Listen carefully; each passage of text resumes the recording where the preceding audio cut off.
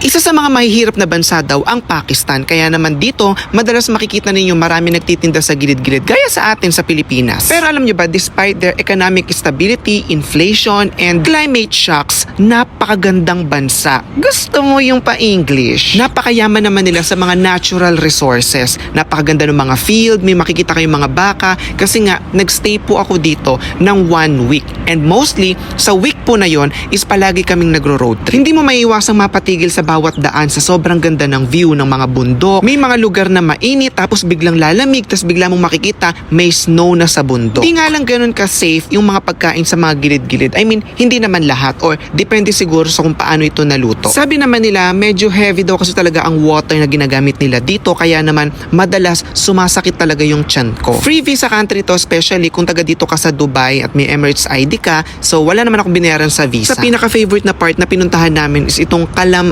Valley, isa itong mataas na bundok dito sa Pakistan. Sa isang stopover pa nga dito, pwede kang bumili ng fresh na isda. Ipapaihaw mo to, ipapaluto mo to kung prito man yan or may sabaw. At alam nyo ba, nagiging tour guide na rin dito yung mga bagets. Yes, napaka-sweet ng mga yan. Itutour ka nila dito, kukuhanan ka nila ng picture. Super na-enjoy ko talaga yung stay ko dito. Kaya naman, palagi ko tong binabalikan at for sure, babalik at babalik ako dito. Yun lang, see you in my next vlog.